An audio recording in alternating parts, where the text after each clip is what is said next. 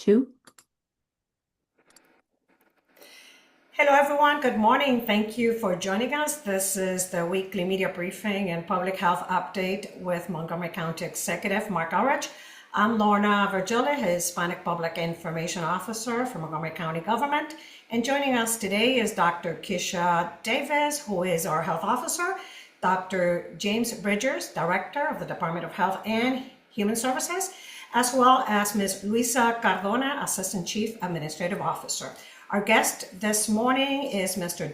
George Escobar, incoming Executive Director for CASA. Thank you, everyone, for joining us. Mr. County Executive, the floor is yours. Good morning, everybody. Thanks for joining again this week. I think everybody knows CASA is pretty well known for their work on behalf of immigrants, and they've been a long-time trusted resource in the immigrant community.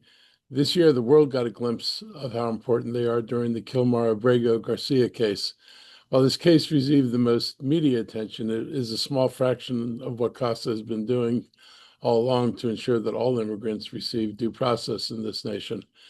However, legal advocacy on behalf of immigrants is far from their only role in the county and throughout the region. CASA has also been critical to provide education, job training, resources, and a helping hand to those who arrive in our communities. They help families in many different ways, from providing tax preparation. Yes, these folks do pay taxes, Donald Trump. Helping to develop youth leadership and assisting families through citizenship processes. What isn't talked about enough is CASA's work on behalf of those who aren't immigrants, native-born U.S. citizens, workers, tenants, those facing injustice, and those in need of a voice at all levels of government. Our long fight to increase the minimum wage and provide rent stabilization across Montgomery County could not have been accomplished without the advocacy work of CASA in the process. Last week's Trust Ask press conference was the public's first chance to hear from the new leader of CASA, George Escobar. I have to say, George, welcome aboard. I will always miss Gustavo. I had a relationship, I think, of almost 40 years with him. So it's a long time, but your organization has been really critical in Montgomery County for a long time. And if you stand in an organization now that is really one of the prominent organizations, not just in Montgomery County, but around the region and beyond. George, you've been with CASA for many years yourself, and the transition, I'm sure, is going to be smooth. And you're taking over at a time, though, when there's increased fear within the immigrant community that's driving many people away from community engagements, and in some cases, towards self-deportation. There is no way for anyone in our community to live. This is just not the way that people should be treated, particularly when almost everybody that ICE is arresting are people with no criminal records. These folks are living here, they work, they pay taxes, they contribute to our community in many, many ways. And I think all of us, if you just take a look around Montgomery County and imagine what happens if these folks are deported, you would be in a very different county and you would have a lot less services and things that you need today. So it is not something that we should take lightly or ignore. George is here to join me on the media briefing and talk about what he's seeing on a daily basis now that we're nearly 1 year into this second term of the Trump administration. And George, thank you for joining us. Thank you so much, County Executive. Really appreciate the welcome. Really appreciate the opportunity to talk to residents and to join your press conference today, or your press briefing today. First of all, it goes without saying that it's the biggest honor of my life to be selected as the next executive director at CASA.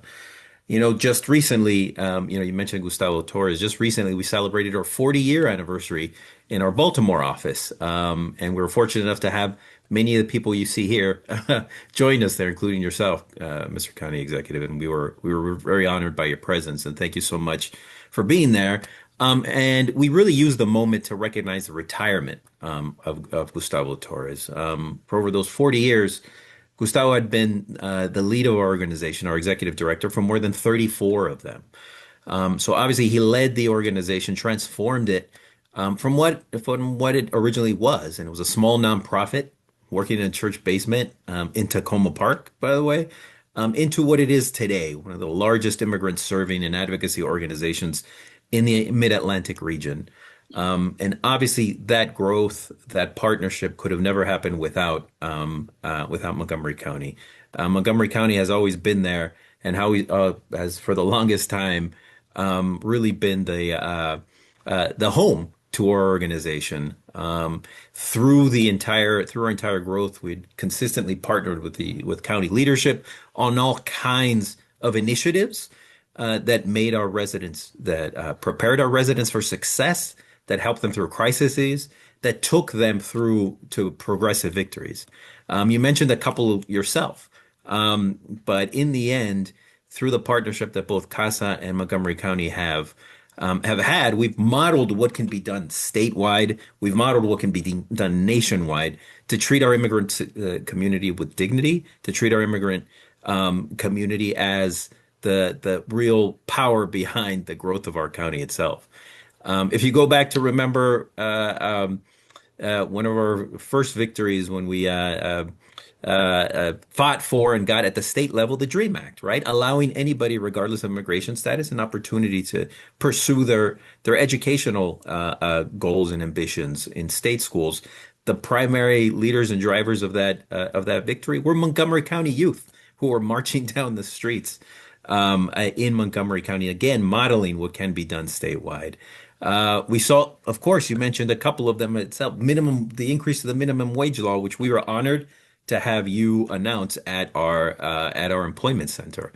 Again, something that has been a model statewide. And you mentioned just recently something also that we hope is a model in which we can model for the rest of the state and the rest of the country is our Trust Act.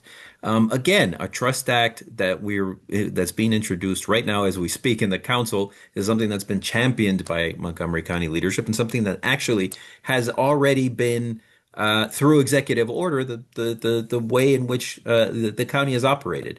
But now through this codification, we're going to ensure that regardless of who our leadership is in Montgomery County, we will continue to treat immigrants with dignity, with respect, regardless of who is in control of the federal government at that particular time. So yet again, this is another example of a partnership between CASA and Montgomery County in which we're modeling how to treat our communities with respect, with dignity, and hoping that these are models that can be replicated throughout the state and in fact throughout the country.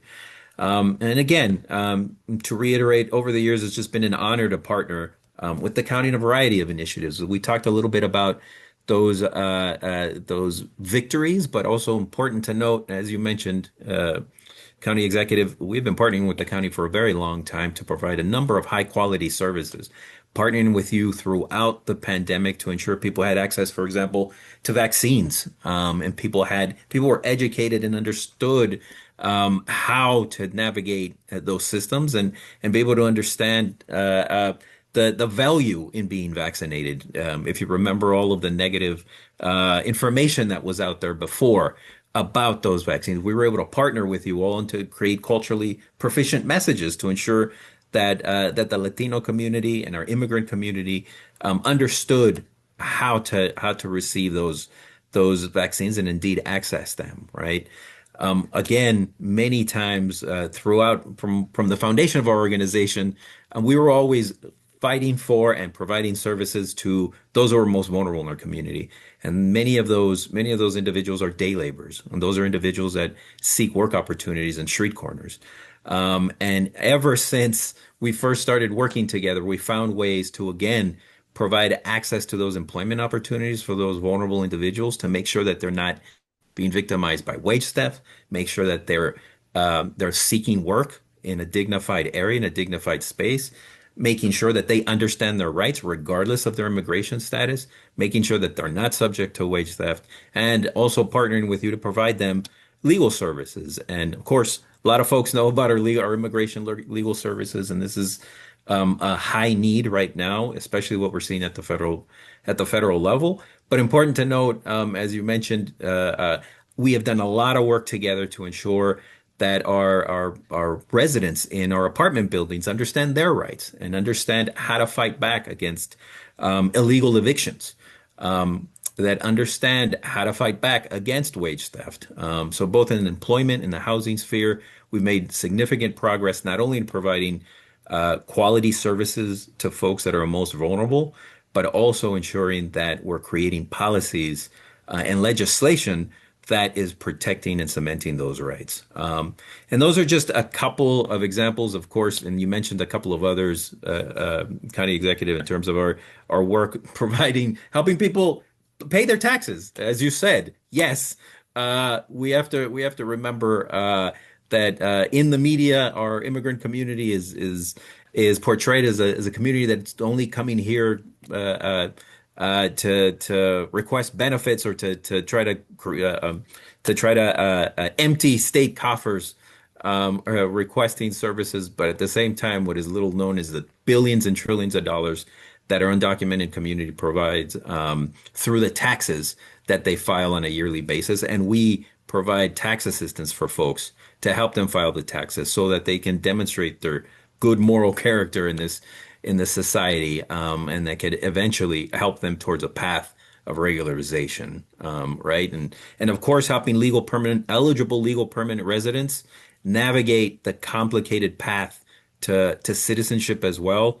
And we've come together to come up with some very innovative programs that help those lower income individuals that have to pay a lot of money in legal fees and have to pay a lot of fees in general to DHS to file for their citizenship, which is, and many times has been the biggest obstacle that they face. We've partnered on a number of initiatives in which we can help those individuals access those services and access those fees in an affordable manner.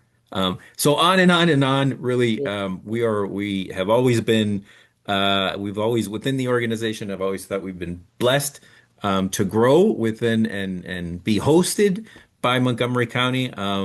And to this day, it's really difficult to talk about CASA without talking about Montgomery County.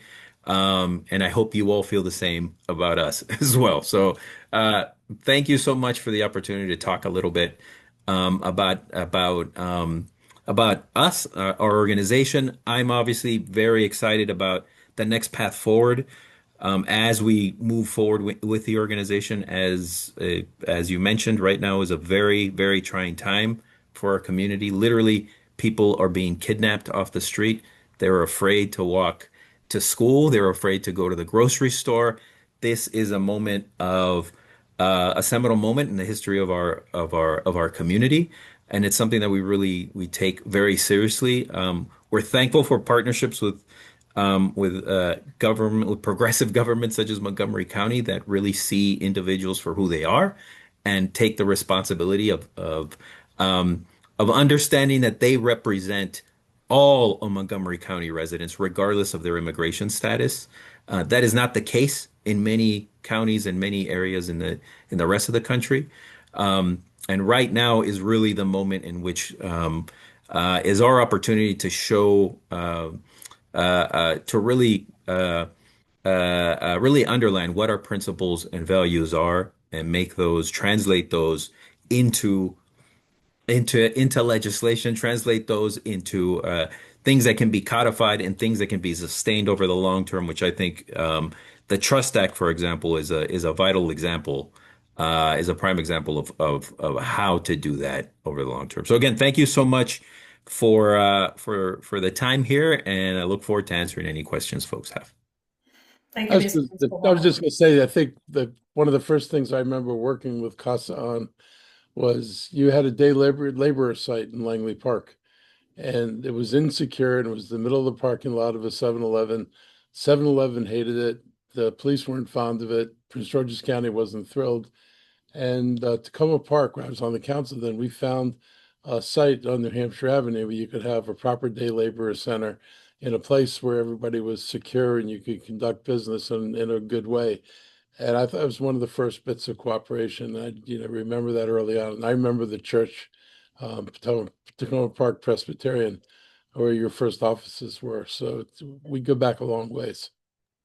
Absolutely, absolutely, County Executive, and one of the wonderful things is not only did that space there really provide again a dignified way in which itinerant workers could look for employment opportunities. But thanks to partnerships we had with Montgomery County, we also started partnering with, for example, Montgomery County College to vocational trainings in those facilities where folks, regardless of where they're coming from, what language they speak, who they are, they have the opportunity to build skills, and not only find work opportunities in the lower wage spaces, but also have an opportunity while they participate with our like joint programs, get certified as a plumber, as a carpenter, whatever through Montgomery College. So that was another example of how we've always been innovative in trying to find ways to work together with folks, help them on a path to create more income, help them on a path to learn new skills, and help them on a path to contribute greater to the community they live in and that they love. Okay, I'll just say the last time I saw you was up at the new training center. And that's that one I'd point out because if you were in the room, you would see that this was not all Latinos getting trained. It was people who've come to this country from all over the world who were in there getting trained. And it was really, I think people associate you only with the Latino community when in fact it's much broader than that. And you've become kind of a beacon for all the immigrant groups that come here and people looking to get job training and entering the workforce. You've got enough of a reputation that people seek you out for doing that. So I just want to highlight that too. Absolutely. Thank you so much. Yeah, obviously, and it also shows the diversity of our county itself, right? Fully like about 40% of our folks that participate in our vocational training and employment programs are coming from West African countries, Francophone West African countries, and many of them, over half of them, have actually degrees from their home countries. So that's another misnomer and a misinterpretation of who our immigrant community is. Many of these folks, some of them are dentists, doctors, some of them have master's degrees coming from their countries of origin, in Cameroon, in Togo, and are highly educated folks. But when they come here, their only opportunities are day labor. But they immediately respond to opportunities where they can demonstrate their skills, where they can learn a new skill, and immediately and as a result participate very significantly in a lot of these programs. So again, just shows who our community is and shows how skilled they are, and how willing they are to make a contribution to our community. Thank you, Mr. Escobar. Let's see if the members of the media have any questions. Well, I see Judy from the Greater Olney News has her hand up. Good afternoon, Judy.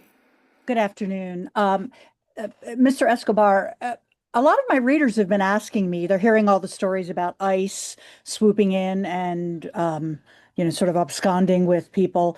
They're asking me if you are hearing, if anyone is hearing of incidents in places of worship where ICE might be entering. I think they're afraid to go and worship because it's such an sort of an open venue and they're a little bit frightened. Are you hearing of that happening in, synagogues or mosques or churches or?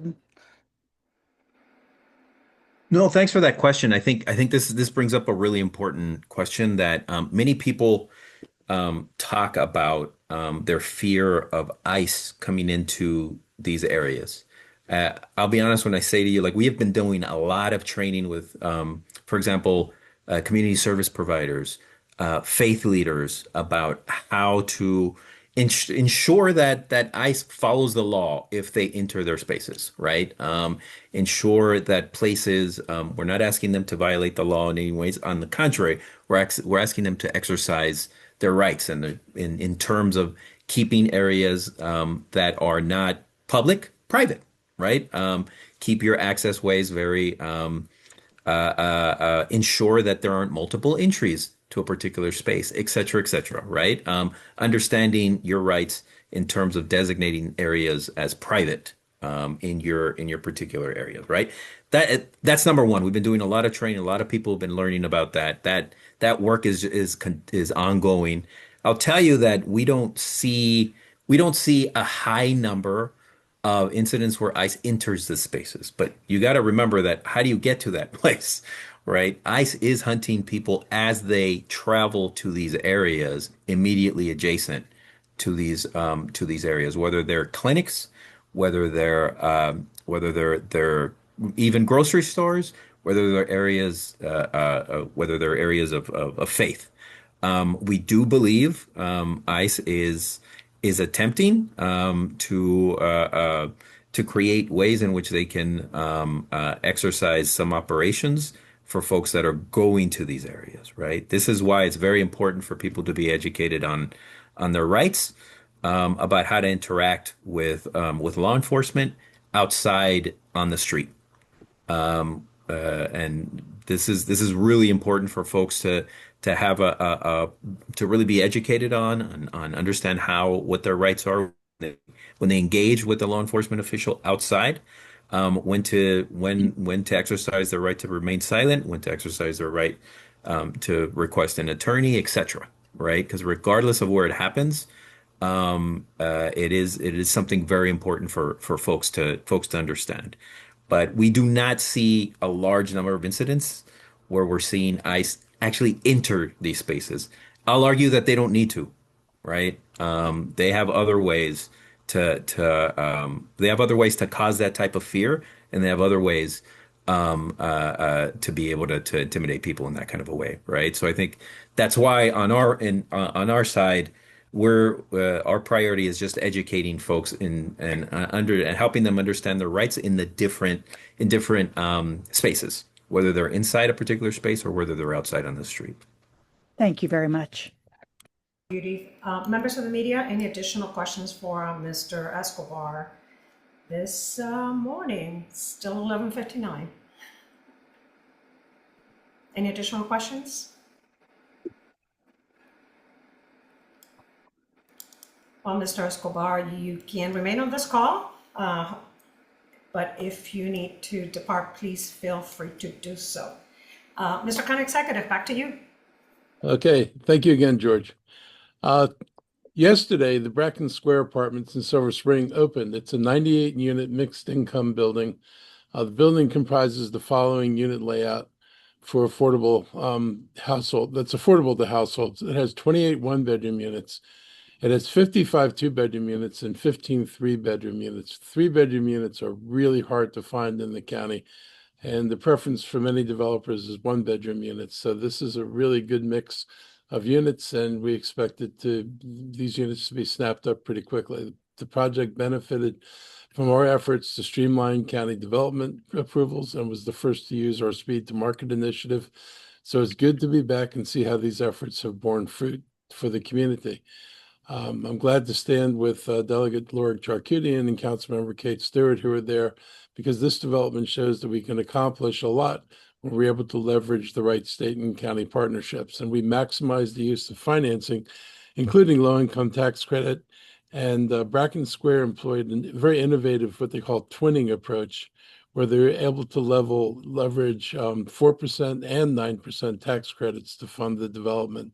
And this method really allows us to stretch public dollars further than they would otherwise go. Under our director, Scott Bruton, the county's Department of Housing and Community Affairs did its part to invest in key financing of this project, about $9.5 million in lending from the Housing Initiative Fund and a pilot agreement.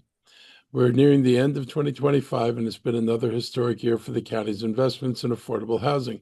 Since FY23, we've created and preserved more than 4,500 affordable units, and in FY25, we closed financing totaling $108 million to support the creation or preservation of more than 1,800 units countywide. These investments reflect our values, and access to affordable housing is about stability and dignity, and also opportunity. By stepping in when we did and working with partners like TM Associates and Green Street Housing, we were able to keep our residents from being priced out of their homes. We value the community we built here, and accomplishments like this help us keep residents here where they want to be. In other news, Attorney General Brown sues HUD over their policy that could force thousands of Marylanders into homelessness. It's one thing about the Trump administration, really egregious things just keep coming. It's something you seems like you can count on daily. Just after the federal shutdown ended, Maryland Attorney General Brown took action to protect thousands of people in danger of feeling the impact of severe cuts to social services. Every year, the federal government issues a notice of funding opportunity for the Continuum of Care program. It's a grant program. That money is routinely used by Montgomery County for permanent housing to keep people who experience homelessness from having to sleep outside. In other words, losing this money means that hundreds are at risk of losing their homes. Last number I heard, about 500 households, over 800 people. Maryland's one of 21 states that filed a lawsuit to keep the funding in place. But just yesterday, the government withdrew the opportunity for funding to redefine the parameters of how communities qualify for the money. One thing that stood out to me from their proposals, I've been briefed about how these changes would punish communities for sharing life-saving drugs like Narcan with homeless program participants. This proposal is especially sick and twisted. And why, you might ask? Well, it would make it a criminal offense for one of the workers in the homeless shelter to administer Narcan to a person who'd overdosed on fentanyl. They would be committing a crime. I'm sure you're all logical, so you're probably saying, what crime are you committing? Well, you're committing the crime of encouraging addiction and drug use. You're probably wondering how saving someone's life encourages addiction. Well, this is the way it works. If you let a person die, you've cured their addiction because they're no longer addicted to drugs and no longer pursuing drugs. Of course, they're dead, but they're not pursuing drugs anymore. So mission accomplished. Um, if you save the person, and since Narcan is not a cure for addiction, then the person may return to using drugs. And so, in this twisted logic, the person who administers Narcan is enabling the person who overdosed but has now survived to use drugs again. Therefore, you're encouraging them to use drugs. Therefore, you're committing a crime. There is another outcome that happens, which is people get treatment and they recover from their addiction and become functioning and productive members of society. In the Trump mind, just to let them die is the cure. Just like his proposals to end homelessness, where they will put thousands of people out on the street, will actually end in, more people dying. Ending funding to end and prevent homelessness is considered a waste of money in his mind when you can simply leave them homeless, tell them, don't look to us for help, just get a job. They don't make no acknowledgement that people might be struggling with mental health issues or that something happened like a car repair that they had to pay, which meant they didn't have the money to fix the car, which means they couldn't get to work, which means they lost their job and they're out on the streets trying to get themselves stabilized again and back to work and back to getting, a job and supporting their families. He takes none of that into account. Our programs work to move people from homelessness to homes while helping them deal with mental health issues or their lack of skills. Our programs work, and his approach, apparently the Republican Party's approach, is to just let them die. America's never had a leader so insensitive and depraved as this one. Turning your back on the needy is antithetical to our society's values and to the values of all major religions, where the concept of healing the sick, feeding the hungry, and housing the unsheltered, does that sound familiar? These are kind of central to their teachings. It's kind of central to living in a civilized society. You can't simply ignore the cruelty behind these changes and their attempt to vilify a county like ours, which is trying to help everyone succeed. These changes ignore the facts that providing housing dramatically increases the chances of long-term stability and success in voluntary treatment services for those experiencing homelessness. Congress never weighed in on these changes. They're simply at the directive of the Trump administration, which looks to cap continuing of care funding dedicated to permanent housing at 30% and 90% of available money. I hope the pressure from the lawsuit forces leaders to reconsider their approach and consider the difficult position it puts many of our residents in. Speaking of putting people in difficult positions, you can also never doubt that the Secretary Kennedy will find ways of making life more difficult and painful. Last week, a panel of Trump-backed vaccine advisors, meaning they're not qualified to be advisors, voted to end the recommendation for the first dose of hepatitis B vaccine that was to be given within the first 24 hours of birth. That recommendation has been in place since 1991, and since its start, hepatitis B infections in children and teens has decreased by 99%. On Friday, the Maryland Department of Health issued an advisory emphasizing the importance of administering the birth dose of hepatitis B. It follows the same guidelines put out by the American Academy of Pediatrics. In alignment, Secretary of Health Dr. Shishamani has issued a statewide hepatitis B vaccination standing order that authorizes qualified health professionals to administer the vaccine. This is yet another example of how our State Department of Health won't sit idly by while dangerous recommendations and plans are implemented. It's also another example of placing a completely unqualified and delusional person in charge of a federal agency, this time the agency that is there to promote our health. This is not good. Hepatitis B is a liver infection that spreads through direct contact with bodily fluids and can lead to severe liver conditions like cancer or liver failure. Public health experts worry that the vote could raise unfounded safety concerns about the vaccine and encourage some people to opt out of it, potentially leading to an increase in illnesses in the population. The change is not based on science, but on uncertainty. Doctors in the medical profession are pretty certain about this. The uncertainty is in the mind of a man who doesn't know what he's doing. I can't believe someone would try and argue that our world would be safer and less susceptible to disease by eliminating tried and true projections. I'm glad that in Maryland, doctors and nurses will be reassured that proper medical guidance is still being offered and encouraged for our parents of newborns.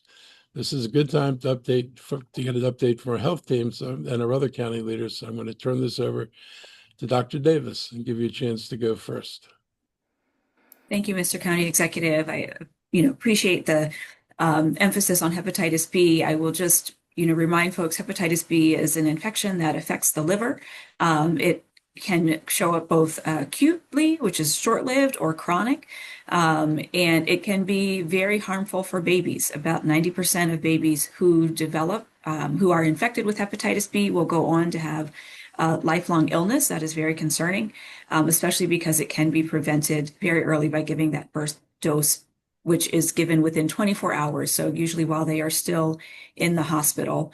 I think, people may wonder, well, why do we give babies this dose so early? Can't it wait? And that's what we used to do. So prior to 1991, when this became a universal recommendation, testing or the vaccine was given only to those who where the mother tested positive, which is still recommended, or if you didn't know, or would wait until the baby was 1 or 2 months. And we still continued to see infections, tens of thousands of infections of hepatitis B. And since we have converted to giving that birth dose, so within 24 hours of birth, when babies get that, we have seen the number of hepatitis B cases in children and teens to drop by 99%, essentially eliminating it. That is amazing because not only does it prevent the, acute or chronic hepatitis infection, but hepatitis B can go on to give liver disease, liver cancer, cirrhosis, and can cause many complications for folks. The Maryland Secretary of Health and the Maryland Department of Health have been very proactive in this and issuing a standing order that allows any healthcare professional to give the dose. That does not supersede insurance recommendations, so it doesn't ensure that insurance will cover it, but it is able to be given.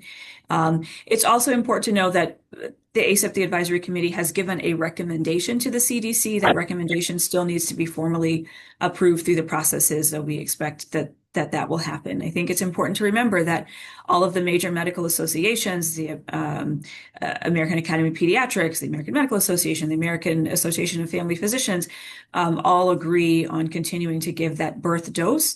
And I appreciate what the State Department of Health has done to encourage and continue to make that available to newborns while they are still in the hospital. On other vaccine initiatives, we continue in the state to be supportive of vaccination and continue to cover vaccinations based on the childhood vaccination schedule that was in place as of December of 2024. That is important because all of the changes that have happened this year under this new advisory committee, Maryland, the state, is following the vaccine schedule from before all of these changes were made, which I think, again, just speaks to the strong commitment that the state has had towards vaccination and the importance that we see in health that it makes for all of our residents. Just on a separate note for health in general, we are starting to see that uptick in flu. So it's a good time to get your flu shot, and COVID if you haven't already. 'Tis the season for flu, especially as folks are going inside more and the weather starts to turn. So we are seeing that in the community. The hospitals are still very well prepared, but don't be surprised if you come across somebody who is sick. We are starting to see those things tick up. So take precautions in all of the family and community gatherings that are going to be coming up in this season. And with that, I will turn it over to Dr. Bridgers. Thank you, Dr. Davis. And the only thing that I will add is that within the Department of Health and Human Services, as you always push as well, is that our mental health matters to our countyans. Help continues to be within reach. Our 988 number and our mobile crises outreach team and our crisis center number, which is 240-777-4000, still is available for those who may be in need. So I just wanted to add that to your update with our Health and Human Service, for our Health and Human Services this afternoon. All right. Thank you, Dr. Bridgers and Dr. Davis, for your remarks this afternoon. Members of the media, any questions, additional questions for the county executive or Assistant Chief Administrative Officer, Ms. Cardona, or for the health team this afternoon? Please raise your hands.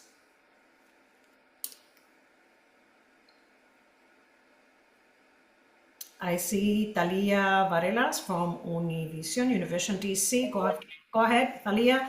And again, you can ask questions in a bilingual way. If you like a soundbite in Spanish, Luis Cardona is here. Okay, perfect. Thank you so much for your time and for taking my question. Going back to what the future executive president of CASA mentioned about the efforts to educate the community when it comes to establishments and things like that, and ICE. If I can get that answer in Spanish, pretty much about the efforts and what is being done to educate the community and protect them from situations with ICE. Me, right? Because George is off. Sorry, Lorna, just confirm. Okay. Absolutely. Yes. Go ahead. Sí, organizaciones como CASA están trabajando mano a mano con varios grupos en nuestra comunidad, incluyendo las iglesias, para proveer información sobre los derechos y sobre dónde accesar, qué espacios son públicos apuesto a cuáles son privados, porque eso puede ser una manera de tener un poquito de defensa contra emigración cuando están tratando de entrar.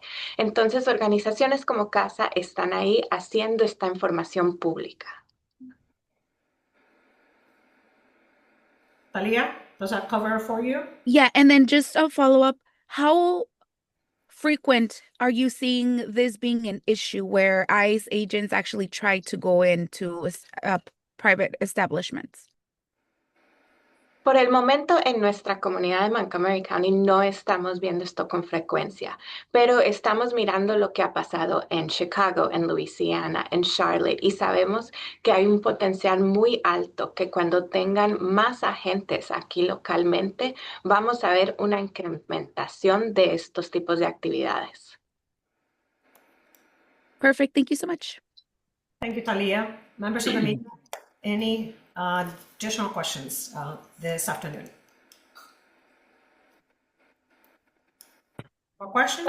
If I may, if there are no questions, I did want to first say thank you. I really appreciated George being here. I actually came up with CASA. I worked at 6 a.m., 5 a.m. doing Know Your Rights presentations at CASA. And I really appreciate what they teach people about advocacy. It taught me that being a lawyer is much more when you're truly trying to be an advocate.